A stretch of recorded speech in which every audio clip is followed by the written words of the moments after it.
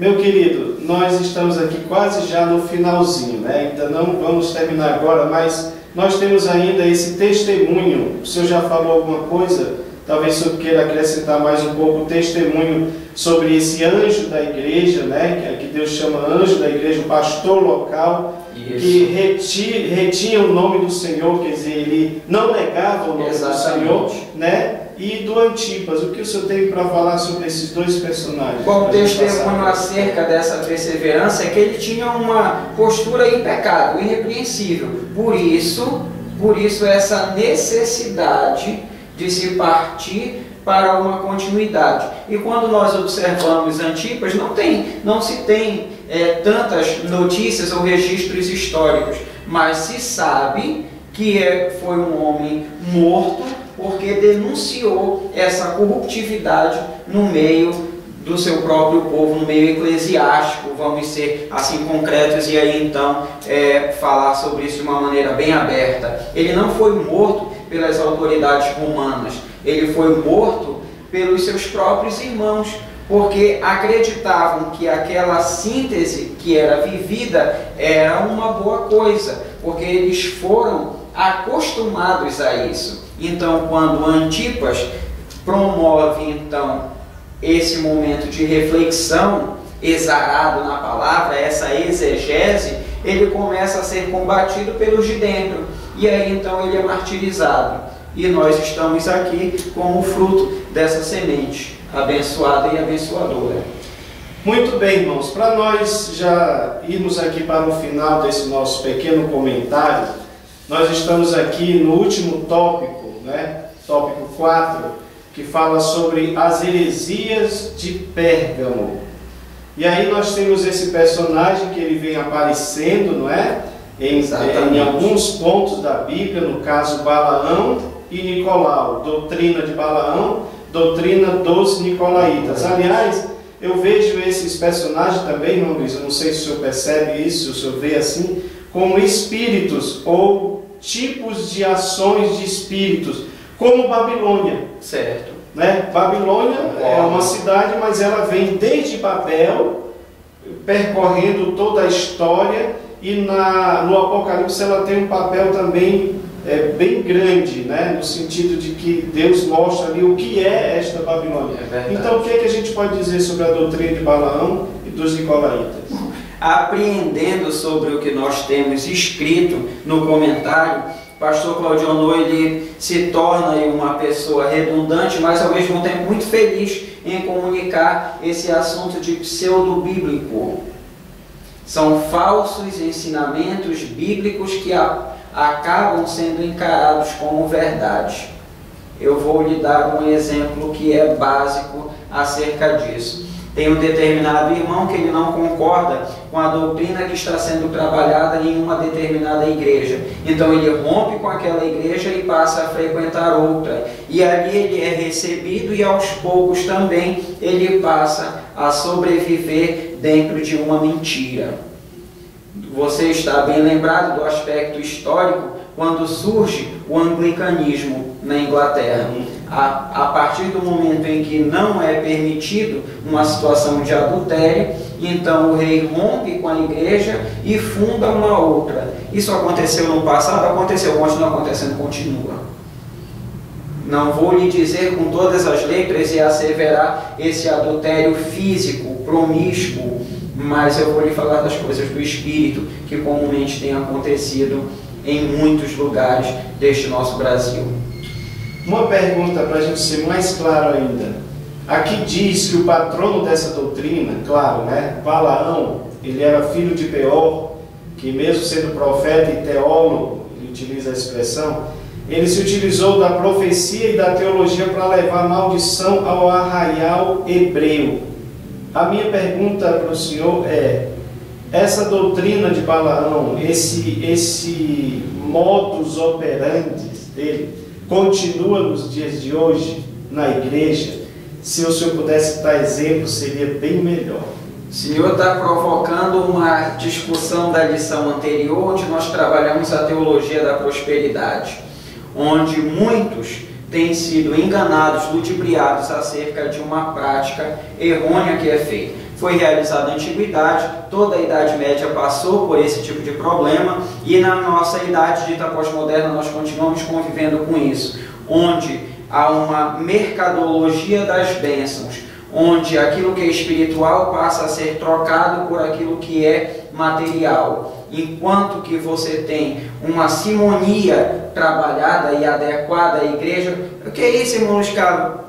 O irmão que acaba vendendo o pedaço da cruz que encontrou lá em Jerusalém. Eu compro e levo para minha casa e aquele amuleto ele serve de bênção para a minha família. Relíquias, né, que a igreja exatamente. Isso a gente sabe que de alguma forma traz esse aspecto de venalidade, ou seja, as vendas dos materiais ditos relíquias, os artigos que são sagrados, para que haja o desenvolvimento de uma certa cultura de poder aquisitivo dentro da igreja. Mas, notoriamente, nós temos acompanhado aquilo que é notícia no Brasil inteiro, falando da compra de bens para umas pessoas relacionado à própria igreja.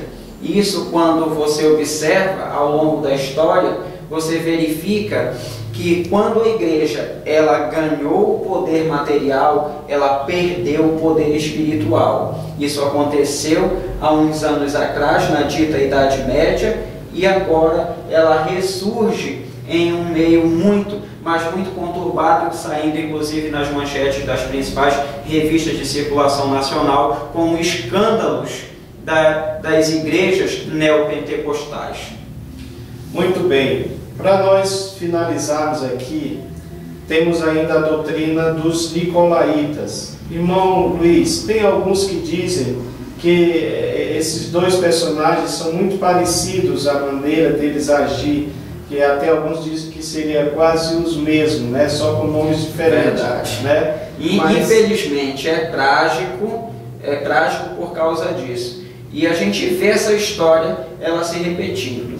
Pois é, o que o senhor diria ainda para acrescentar sobre a questão dos nicolaítas?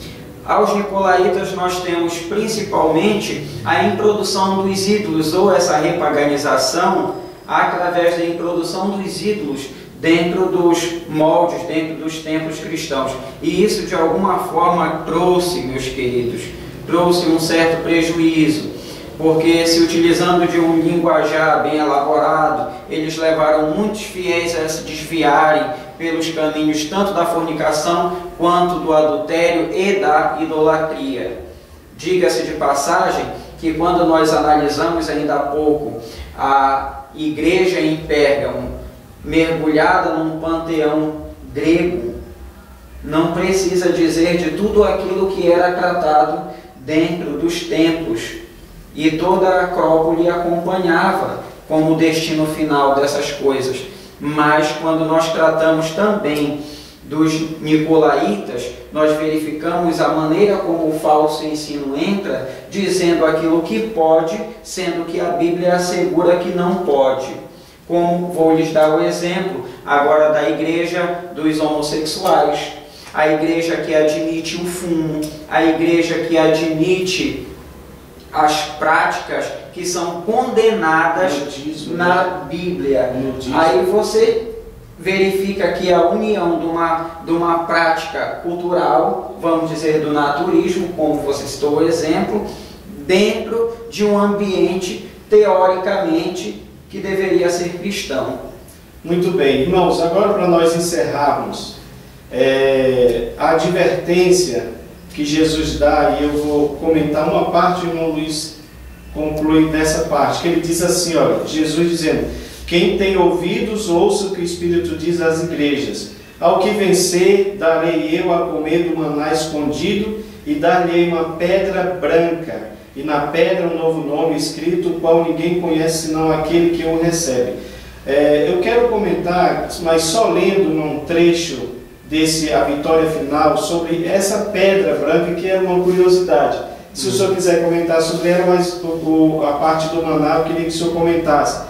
Ele diz aqui que ao invés de sermos atraídos pela imoralidade, concupiscência e desejo mundano, e por eles termos de pagar alto preço, né, miremos a pedra branca, que seria a pedra do perdão e a da absolvição. Naqueles dias, uma pedrinha era usada nos tribunais para indicar a ausência de culpa, ou seja, nossos pecados já foram apagados, né, fomos lavados, né, justos, como se nunca tivesse cometido pecado. O que o senhor tem a dizer sobre isso e sobre o maná escondido? Bom, eu louvo a Deus por causa da orientação que é feita hoje na Igreja Assembleia de Deus do Campo da Cidade Nova, onde nós não temos uma coxa de retalhos, mas nós temos então a doutrina sendo trabalhada de maneira saudável e através dessa forma de encarar o mundo acerca de uma cosmovisão que não é atrelada àquilo que se tem culturalmente, mas é a formação do crente que é cidadão ficar, então que é possível realizar este trabalho desta forma, onde nós verificaremos esse maná enquanto algo que seja para a honra e a glória do nome do Senhor, dignificando a vida do crente e não fazendo com que seja instrumento de sua própria destruição.